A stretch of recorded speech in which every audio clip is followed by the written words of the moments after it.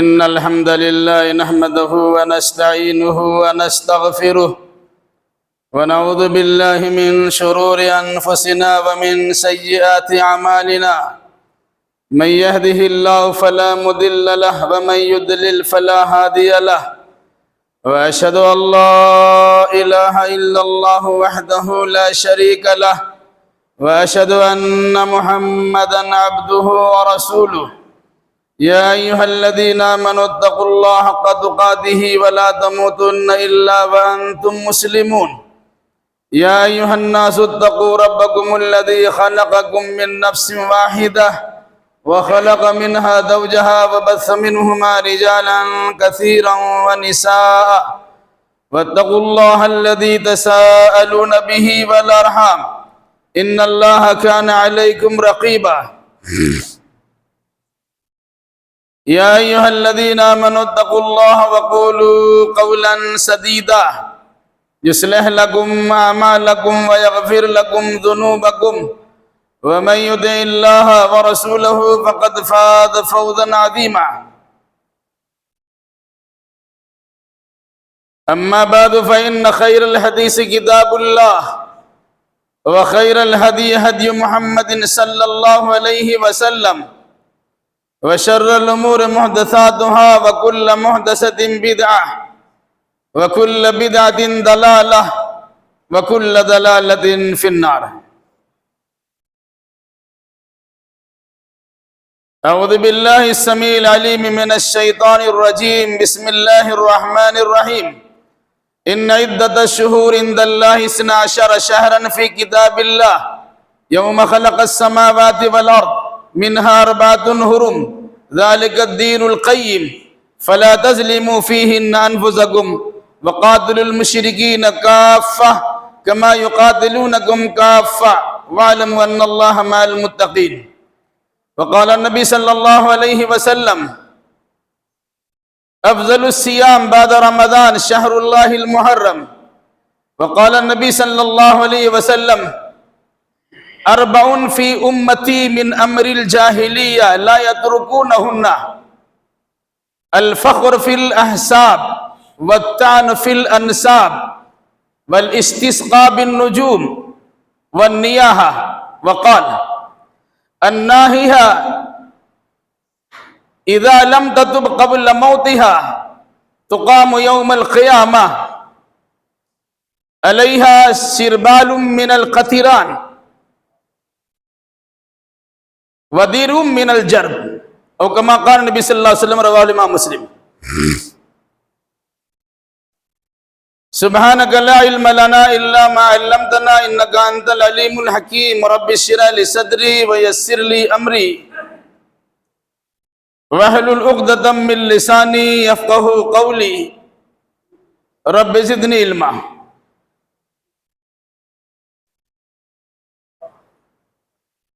حمد و ثنا لائق و سزاوار ہے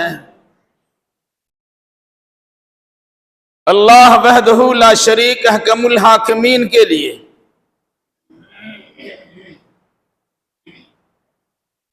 جس نے ہمیں توحید کی دولت سے مالا مال کیا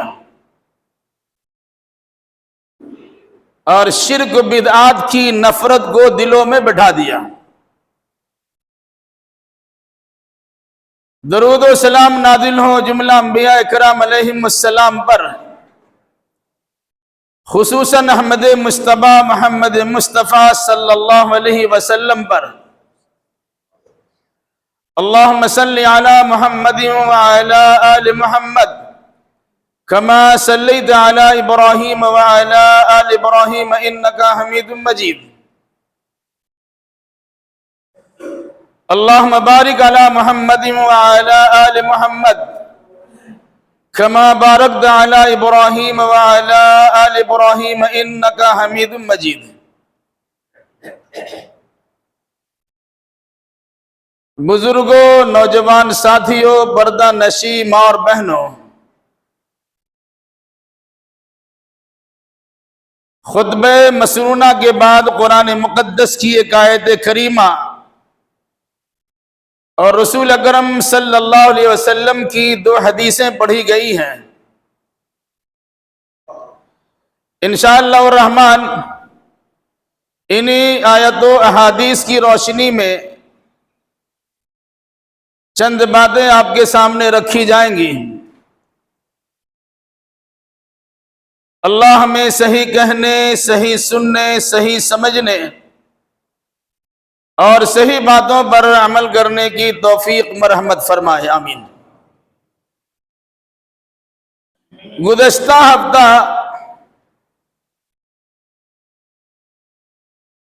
ماہ محرم الحرام سے متعلق کچھ باتیں آئی تھی، بطور خاص سنہ ہجری سے متعلق کچھ معلومات فراہم کی گئی تھی۔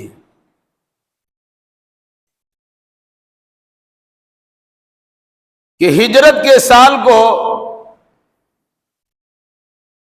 سنہ ہجری کا پہلا سال کیوں کہا گیا،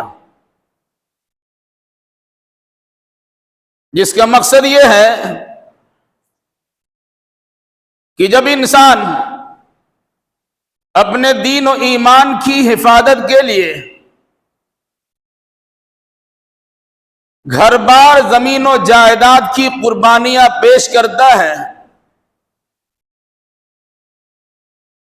تو وہ اسلام کی ترویج و اشاعت میں پورے طور سے لگ جاتا ہے۔ ہر سال اس مہینے کی ابتدا اور آغاز پر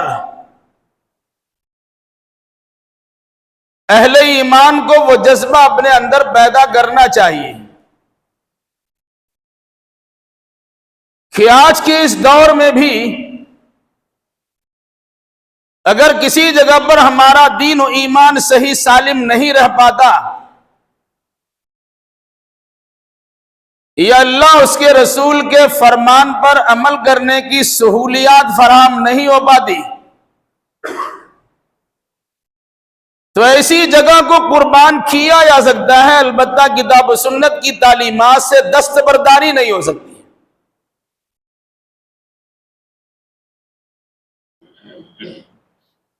پھر محرم الحرام سے متعلق یہ بات آئی کہ سال کے 12 مہینوں میں سے 4 مہینے حرمت کے ہیں، ان میں ایک مہینہ محرم الحرام کا بھی ہے۔ بطور خاص ان حرمت والے مہینوں میں اپنے جانوں پر ظلم کرنے سے منع کیا گیا، مگر بدقسمتی یہ ہے اس مہینے کی شروعات میں ہی یا شروعات سے ہی جسم و جان پر ظلم کرنے کا سلسلہ اتنا طویل اور دراز ہوتا ہے کہ جسم کے خون بہہ جاتے، اعصاب ڈھیلے پڑ جاتے، ہڈیاں کمزور ہو جاتی اور بہت سارے نقصانات برآمد ہوتے ہیں۔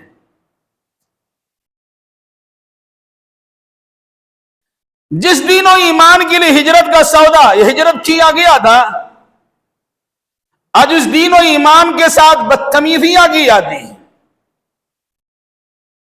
جس توحید کی حفاظت کے لیے انبیاء کرام علیہ السلام نے ہجرت کی اور خود محمد الرسول اللہ صلی اللہ علیہ وسلم نے مکہ جیسی سب سے بہترین سرزمین کو چھوڑ کر مدینہ منورہ تشریف لے گئے، اس توحید کی دھجیاں اڑائی جاتی اور اس محرم الحرام کی شروعات ہوتی۔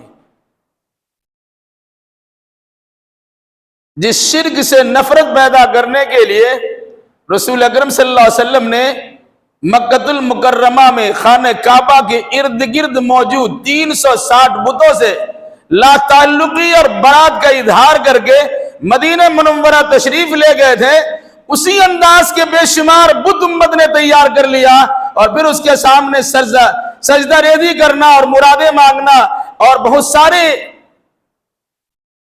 خیالات کو ان سے جوڑ کے رکھنا آج کے مسلمانوں نے اپنا شیوا بنا لیا ہے۔ میرے بھائیوں،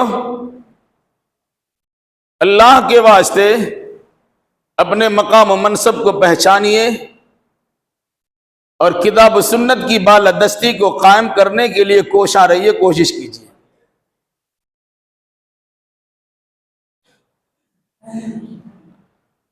بیچ میں درمیان میں کسی کو بولنے کا کوئی حق نہیں ہے۔ اگر کوئی ٹوک سکتا ہے تو امام ٹوکے گا، اور کسی کو کوئی ٹوکنے کی گنجائش نہیں ہے۔ اگر کوئی آدمی اس وقت میں مسجد میں آتا ہے کہ امام خطبہ شروع کر چکا ہو تو 2 رکعت خطبہ کے دوران بھی پڑھ کے بیٹھے گا۔ اولاً کوشش کیجئے کہ اذان سے پہلے آئیے، اگر اذان کے بعد آتے ہیں تو فرشتوں کے دفتر اور اس کے رجسٹر میں آپ کا نام درج نہیں ہوتا ہے۔ 5 منٹ پہلے آئیے، فرشتوں کے رجسٹر میں اپنا نام درج کروائیے، اور اگر خدا نہ خواستہ کسی مجبوری سے دیری ہو جائے پھر 2 رکعت پڑھ کے ہی بیٹھیے۔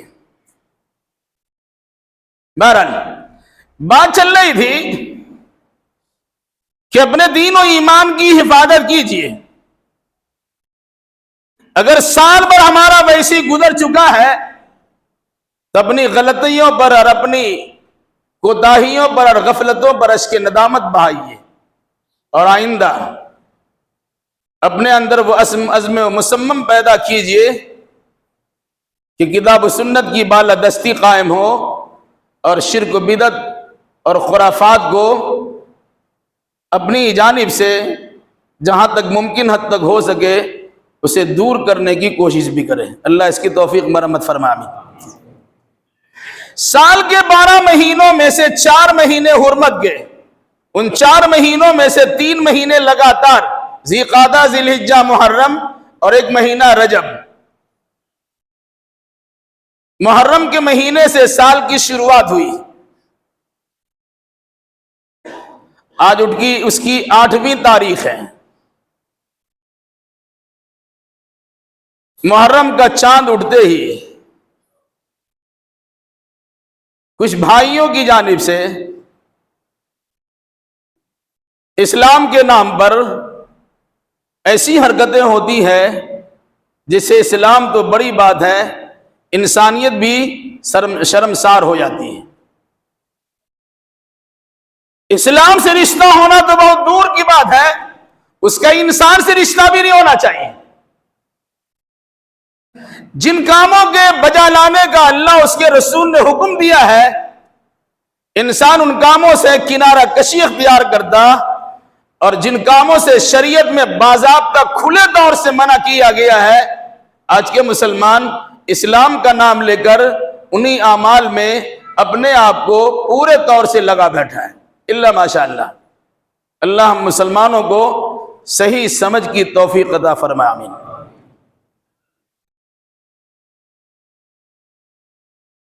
ایک حدیث آپ کے سامنے پڑھی گئی، افضل الصیام بعد رمضان شہر اللہ المحرم۔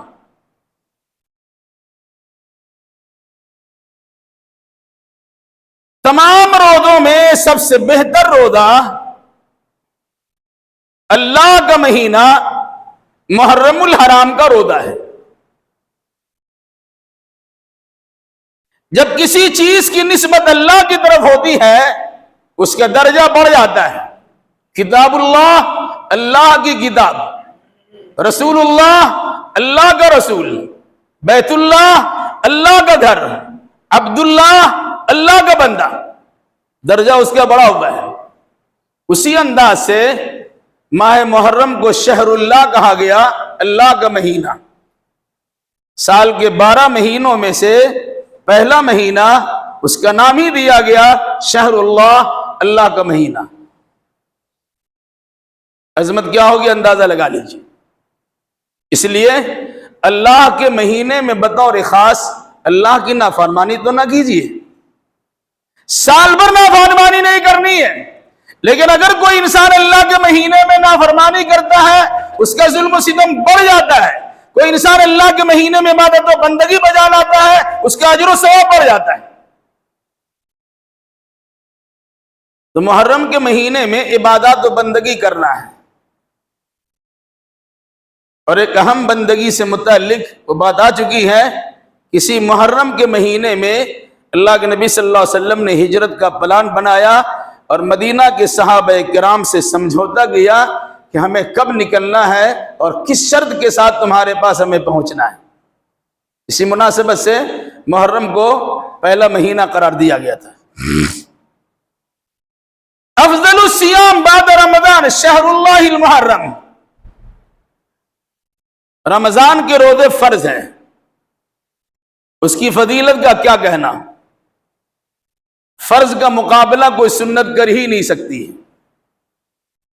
لیکن اس کے باوجود اللہ کے نبی نے فرمایا کہ رمضان کے روزے کے بعد سب سے زیادہ فضیلت والا اور ثواب والا اگر کوئی روزہ ہے تو محرم کے مہینے کا روزہ ہے، جو محرم اللہ کا مہینہ ہے۔ محرم کا روزہ کون سا ہے؟ اس سلسلے میں صراحت نہیں کہ پورا مہینہ روزہ رکھا جائے گا، پورا رمضان پورا محرم اللہ کا مہینہ ہے، جب بھی روزہ رکھا جائے گا اس کا ثواب بڑھ جائے گا۔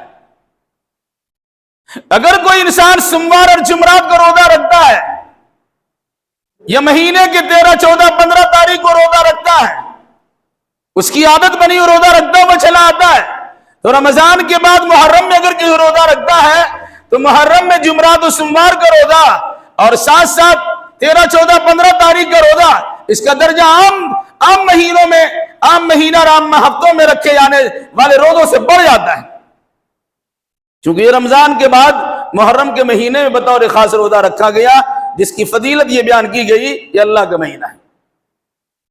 دوسری بات، رمضان کے روزے کے فرض ہونے سے پہلے عاشورہ محرم 10ویں محرم کا روزہ فرض تھا، قریش کے لوگ بھی مکہ میں رکھتے تھے، اللہ کے نبی صلی اللہ علیہ وسلم بھی رکھتے تھے، مدینہ پہنچنے کے بعد آپ نے خود رکھا اور ساتھ ساتھ صحابہ کرام کو رکھنے کی تلقین بھی کی۔ مکہ میں آپ خود رکھتے تھے، آپ نے رکھنے سے متعلق کوئی تفصیل بیان نہیں کی، لیکن مدینہ میں آنے کے بعد آپ نے خود رکھا عاشورہ محرم کا روزہ اور صحابہ کرام کو روزہ رکھنے کی ترغیب دلائی۔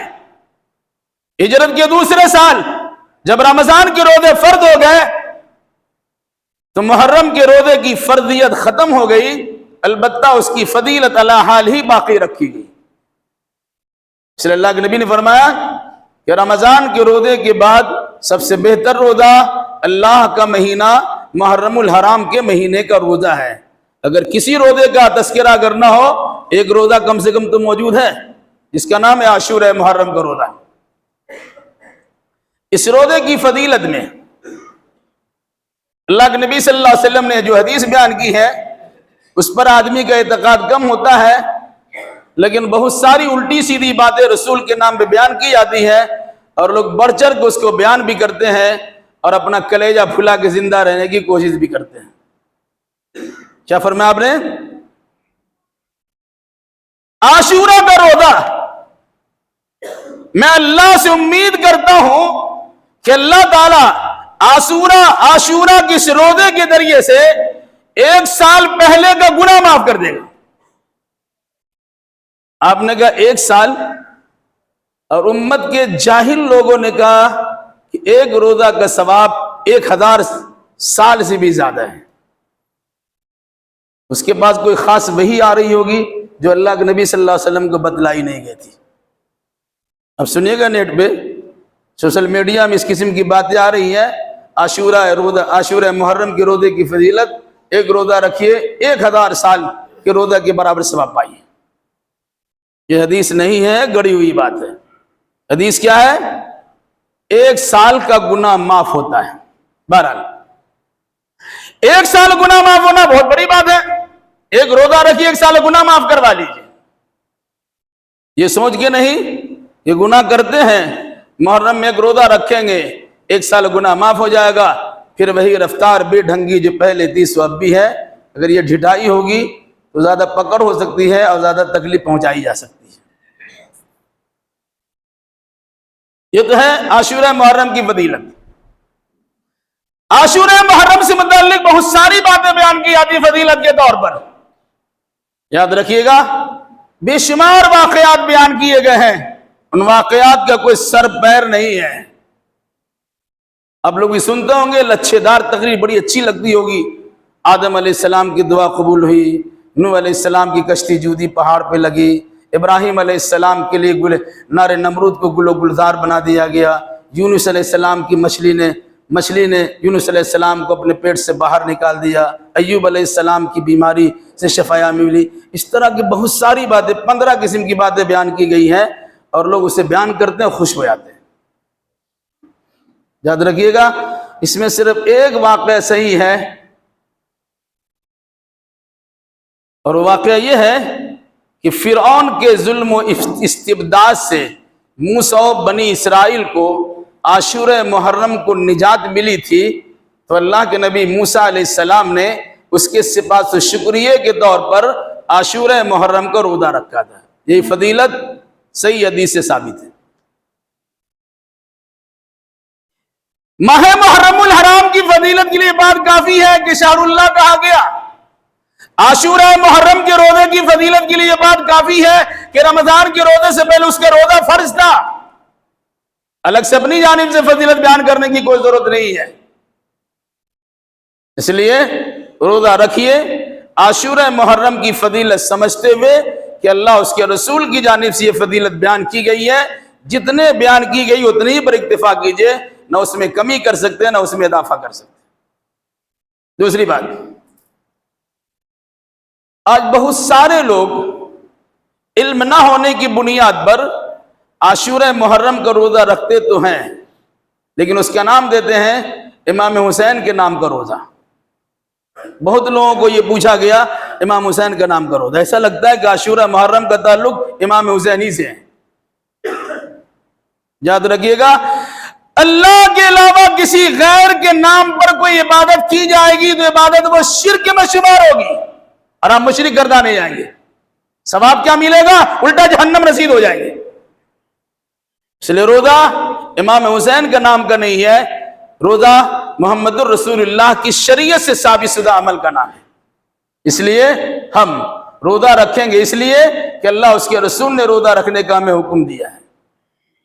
ظاہر سی بات ہے، امام حسین کی شہادت کا واقعہ سن 60 ہجری میں ہوا۔ اللہ کے نبی صلی اللہ علیہ وسلم کی دنیا سے جانے کے 50 سال کے بعد۔ اس سے پہلے صحابہ روزہ رکھتے تھے، خود اللہ کے نبی روزہ رکھتے تھے۔ وہ کون سے امام حسین کا نام کا روزہ تھا؟ اتنی موٹی سی بات سمجھ میں نہیں آتی، لیکن پھیلا دیا گیا اس طرح، لوگ اسی کے شکار بنے ہوئے ہیں، اور اس کو سمجھتے امام حسین کی عظمت کا خیال ہمارے دل و دماغ میں رچا بسا ہوا ہے۔ تو روزہ رکھنا اللہ کے نبی صلی اللہ علیہ وسلم کی سنت ہے، اس حدیث کی روشنی میں روزہ رکھتے ہیں، اللہ کے لیے رکھتے ہیں، کسی اور کے لیے نہیں رکھتے ہیں۔ ایک حدیث اور پڑھی گئی تھی،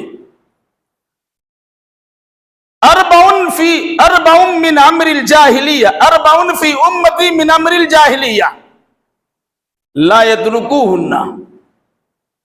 4 چیزیں ایسی ہیں جو زمانہ جاہلیت سے چلی آ رہی ہیں، جو میری امت میں ہے، لا یترکوہن، میری امت کے لوگ اسے چھوڑیں گے نہیں۔ پیشین گوئی بھی ہے، کیا ہے؟ الفخر فی الاحساب، اپنا حسب نسب پر فخر کرنا۔ ہم سید صاحب ہیں، ہم شیخ صاحب ہیں، ہم خان صاحب ہیں، ہم فلاں صاحب ہیں، اور ہم ڈھکا صاحب ہیں۔ یہ خاندان پہ فخر کرنا یہ زمانہ جاہلیت کی بات ہے۔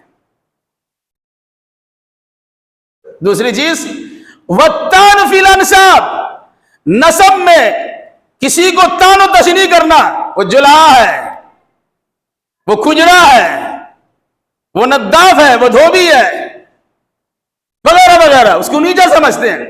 اپنے آپ کو اونچا سمجھنا اور دوسرے کو نیچا سمجھنا، یہ زمانہ جاہلیت کی خرابیاں ہے کہ میری امت میں چیز پائی جائے گی، لوگ اسے چھوڑیں گے بھی نہیں۔ دیکھ لیجئے، بڑے بڑے علماء دین کی باتیں کرتے ہیں، دین کی ترویج و اشاعت میں زندگی لگا دیتے ہیں، اسلام کی امتیازات اور خصوصیات کو بیان کرتے ہیں کہ اسلام میں چھوٹے بڑے کی کوئی تمیز نہیں ہے، لیکن نام لکھتے ہیں سید فلاں۔ کیوں لکھا بھائی آپ نے؟ کیوں لکھا؟ ایک طرف کہتے ہیں کچھ نہیں ہے، دوسری جانب اپنے نام کے ساتھ لمبا چوڑا کچھ جملے بھی ارشاد فرماتے ہیں، کبھی آگے لکھتے کبھی پیچھے لکھتے ہیں. کیسے خرابی ختم ہوگی؟ تو یہ دو چیزیں ہیں، اپنے آپ کو بڑا سمجھنا، دوسرے کو نیچا سمجھنا. نہ بڑا سمجھ سکتے ہیں نہ نیچا سمجھ سکتے ہیں، بلکہ قرآن کہتا ہے کہ تم سب مسلمان ہو، بھائی بھائی ہو، تم میں سے کوئی بڑا چھوٹا نہیں ہے. اگر کوئی انسان اللہ کی نگاہ میں بڑا ہے، ان اکرمکم عند اللہ اتقاکم، تم میں سے اللہ کے نزدیک سب سے زیادہ باعزت وہ ہے جو اللہ سے زیادہ ڈرنے والا ہوگا. یہ چیزیں ختم ہو گئی، لیکن اپنی بڑائی کا تذکرہ کرنا عام ہو گیا. یہ علماء بھی کرتے ہیں، عوام الناس تو کرتے ہی کرتے ہیں. تیسری چیز الاستسقاء بالنجوم، یہ بھی جاہلیت کی چیز ہے. ستاروں سے پانی طلب کرنا یا ستاروں سے اپنی قسمت کو معلوم کرنا.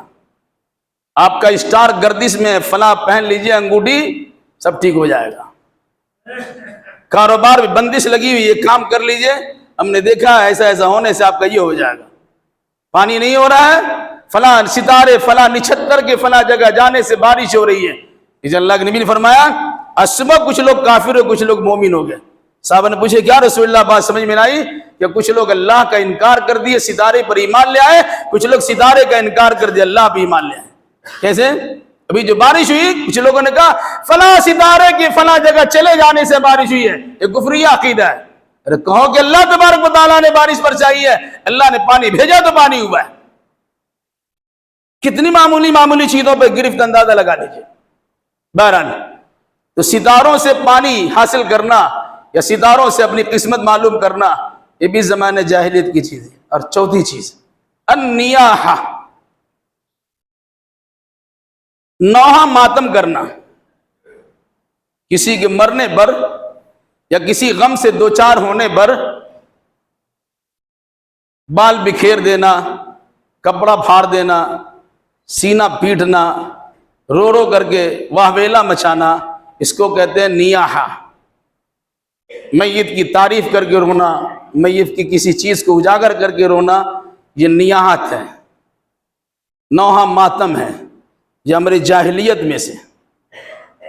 پھر اس کے بعد جو لفظ ارشاد فرمایا النائحہ، خاص طور سے یہ نوحہ ماتم عورتوں میں زیادہ پائی جاتی تھی. مرد کو تو آج کے مقابلے آج مرد زیادہ کرنے شروع کر دیے ہیں، ورنہ یہ کام عورتوں میں پایا جاتا تھا. تو آپ نے فرمایا النائحہ، تو نیاح نوحہ کرنے والی عورت اذا لم تتب قبل موتها، اپنے مرنے سے پہلے اگر وہ توبہ نہیں کرتی ہے تو قوم یوم القیامہ، اسی عورت کو قیامت اٹھایا جائے گا، علیہا سربال من قطران ودیر من جرب، اس کا لباس القطرہ کا ہوگا اور اس کی چادر خارش و کھجلی کی ہوگی. القطرہ جسے پیچ بنایا جاتا ہے، اسے گرم کیجئے، اس کا لباس. بعض علماء نے لکھا ہے مراد کالا کپڑا. نیاحت کی ایک شکل ہوتی ہے کالا کپڑا پہننا، غم منانے کی صورت ہوتی ہے کالا کپڑا پہننا. تو کالا کپڑا پہنا اس نے بھی غلط کیا، اور ساتھ ساتھ قیامت کے دن ایسے انسان پر اگر نوحہ ماتم کرتے ہوئے توبہ نہیں کرتا ہے تو ایسے انسان کا لباس القطرہ کا ہوگا کہ جلتا ہوا القطرہ اس کے بدن پہ ڈالا جائے گا، اور بدن میں جو کھجلی ہوگی وہ کھجلی اس کا لباس بنا دیا جائے گا. کتنی خطرناک چیز اندازہ لگا لیجیے. لیکن آج محرم یہ چیزیں بڑی پابندی سے کی جاتی ہے، اور ہمارا معاملہ یہ ہے ہم اسے غلط بھی سمجھتے ہیں اور کسی چکر میں جا کے اسے باضابطہ دیکھتے بھی رہتے ہیں. میری بات پہ یقین نہ ہو، جہاں جہاں شیعوں کی مجلسیں لگتی ہے، چاہے لال کوٹی ہو چاہے نارو کوٹی چاہے کہیں ہو، اب چلے آئیے سنی لڑکوں کا انبار لگا ہوا ہے. آخر کیوں لگاتے بھیڑ وہاں؟ اور اس کے بعد جو خرابیاں پیدا ہوتی ہیں وہ لڑکیاں ایسے لڑکوں کو دامے فرے میں پھنساتی ہے اور سنیوں کی پوری نسل خراب کر دیتی ہے. اب جا کے دیکھ لیجیے، شادیاں کر کے اندر گھستی ہیں اور وہ ساری حرکتیں آپ سے کروا لیتی ہیں جو ان کے پائی جاتی ہے. اور افسوس کی بات یہ ہے کہ عام طور سے انسان اسے کرتا ہے. میرے بھائیوں، محرم میں کیے جانے والے جو اعمال ہیں اس سوائے روزہ رکھنے کے کوئی عمل ثابت نہیں ہے، لیکن وہ چیز بالائے طاق ہے، اگر کسی نے رکھا بھی ہے تو اللہ کے علاوہ غیر اللہ کے نام پہ رکھا ہے۔ امام حسین رضی اللہ تعالیٰ عنہ، یہ حضرت حسین رضی اللہ تعالیٰ عنہ، ان کے مقام و منصب سے انکار آپ نہیں کر سکتے۔ اللہ کے رسول صلی اللہ علیہ وسلم کے کندھے پر بیٹھا کرتے تھے، وہ آپ ان کی سواری بن جایا کرتے تھے، آپ نے اسے چوما ہے، انہیں بوسہ دیا ہے، ان سے خوشبو حاصل کی ہے، انہیں جنت کے جوانوں کا سردار قرار دیا ہے، بڑا مقام و منصب ہے، لیکن اس مقام و منصب کے تسلیم کرنے کا معنی ہرگز نہیں ہوتا کہ ان کی پوجا پاٹ کرنا شروع کر دیں اور اس طرح کی باتیں کرتے نا کہ ایک آدمی کی فضیلت کو بیان کرنے کے لیے پورے صحابہ کرام کی جماعت کو کفار و مشرکین کی جماعت میں گردان لینا، یہ کہیں کا انصاف نہیں ہے۔ بہت مشہور کا شعر پڑھتے، کیا پڑھتے ہیں؟ اسلام زندہ ہوتا ہے کربلا کے بعد، نعوذ باللہ، ہزار بار نعوذ باللہ، کہ واقع کربلا سے پہلے اسلام مر چکا تھا، واقعہ کربلا سے پہلے اسلام ختم ہو چکا تھا، صحابہ کرام کی جماعت موجود تھی، کیا وہ اسلام سے برگشتہ ہو گئے تھے؟ یہی بابر کرانا چاہتے ہیں کہ سب ختم ہو گئے تھے، یہ حضرت حسین اور چند لوگ باقی تھے جو اسلام کا نام لیوا تھے اور اسلام کا پرچارک بنے ہوئے تھے۔ اور اس قسم کے غلط شعر کو انسان بڑی تمطراق سے بیان کرتا ہے اور اپنے عقیدے کی بڑائی بیان کرتا ہے۔ ایک طرف یہ بیان کیا، دوسرے صحابہ کرام کے دھجیاں آپ نے اڑا دیے، اور پھر اس کے بعد جو صورتحال ہمارے یہاں ہے، اللہ الامان والافید، آج سنی علماء بھی جب پانی سر سے اونچا ہو گیا ہے تو بولنے پر مجبور ہو گئے کہ وہ تازیہ داری اسلام میں نہیں ہے، نوح ماتم اسلام میں نہیں ہے، باجا گاجا ڈھول تاشا اسلام میں نہیں ہے، اور اس قسم کی دھما چھوکری مچانا اسلام میں نہیں ہے، امام حسین کے نام پر بھیک مانگوانا اسلام میں نہیں ہے، پیک ہرکارا بننا اسلام میں نہیں ہے، اور اس طرح کی ساری حرکتوں پہ آج کی سنی علماء بولنے پر مجبور ہوئے ہیں، کیونکہ وہ دیکھ رہے ہیں کہ ہماری تھوڑی سی آزادی دینے کے نتیجے میں ساری حرکتیں بالکل آپے سے باہر ہو کر بڑھتی چلی جا رہی ہیں۔ میں آپ سے گزارش کرتا ہوں، آپ اسے غلط سمجھتے ہیں، غلط سمجھیے، ایسی مجلسوں میں شریک نہ ہوئیے، خدا نہ خواستہ ایسی مجلسوں میں شریک ہو گئے سیدھا جہنم رسید ہو جائیں گے، پھر بچانے والا کوئی نہیں ہوگا۔ کہ من کسر سواد قوم فمنہم، جو کسی قوم کی جماعت کو بڑھائے گا وہ اسی میں سے ہو جائے گا، اور آئے گا آپ کے پاس کھجرا، کھا لیں گے آرام سے، اللہ بسم اللہ پڑھ کے کھا لو نا، یہ دانہ ہے، اناج ہے، اس کی قدر کرنی چاہیے۔ بڑے بڑے اہل حدیثوں کو دیکھا گیا، بڑے متقی و پرہیزگار بنتے ہیں، اہل حدیث کے ٹھیکیدار اور ذمہ دار بنے بیٹھے ہیں، ان کے پاس لایا گیا تو بولنے کی جرات تو نہیں ہے، مقابلہ کرنے کی حایت نہیں ہے، منکرات کو دفع کرنے کی طاقت نہیں ہے، اس کے خلاف بولنے کی جرات نہیں ہے، رکھ لیا آرام سے، کبھی کھا بھی لیتے ہیں کبھی پھینک بھی دیتے ہیں، رکھا کیوں بھائی؟ اور بسم اللہ پڑھ کے کھانے سے حرام ہو کے حلال ہو جائے گا؟ سور کو حلال کر لیجئے آپ، پرساد کو حلال کر لیجئے آپ، اس لیے ایسی حرکتوں سے بچیے، حرام سمجھتے ہیں تو حرام سمجھیے، اگر کسی جانب سے آپ کے پاس آتا ہے تو ہرگز کھانے کی کوشش نہ کیجیے، بلکہ روزہ رکھیے۔ امام حسین کے نانا نے روزہ رکھا تھا، ان کی شریعت میں روزہ ہے، اب شربت السبیل لگا کر اسے پلا کر روزہ توڑواتے بھی ہیں، اور دھما چھوکری مچا کر اپنے عقیدے کا ستیہ ناش بھی کرتے ہیں۔ اللہ ہمیں اور آپ کو اور جملہ مسلمانوں کو کتاب و سنت کی صحیح تعلیمات سمجھنے اور سمجھانے کی توفیق مرحمت فرمائے۔ الہی جو بیمار انہیں شفا کامل و عاجل عطا فرمائے، جو مقروض انہیں قرض ادا کرنے کی سہولیات فراہم کر دے، جو ماخوذ و گرفتار ہے ان کے لیے رہائی کا اسباب پیدا کر دے، جو دینی دنیاوی اعتبار سے پریشان حال ہیں اللہ تو ان کی پریشانی کو دور فرما دے۔ جن جن لوگوں نے دعا کی درخواست کی ہے تو اپنے فضل و کرم سے ان کی جائز مراد کو پوری فرما دیں، ان کے مریضوں کو شفا کلی عطا فرما دیں۔ جب تک ہمیں زندہ رکھ، کتاب اللہ اور سنت رسول اللہ پر عمل کرتے زندہ رکھ، اور جو ہمارا خاتمہ ہو انہی دونوں کی ترویج و اشاعت کرتے ہمارا خاتمہ ہو۔ اقول قولی ھذا واستغفر اللہ لی ولکم ولسائر المسلمین، وآخر دعوانا الحمد للہ رب العالمین۔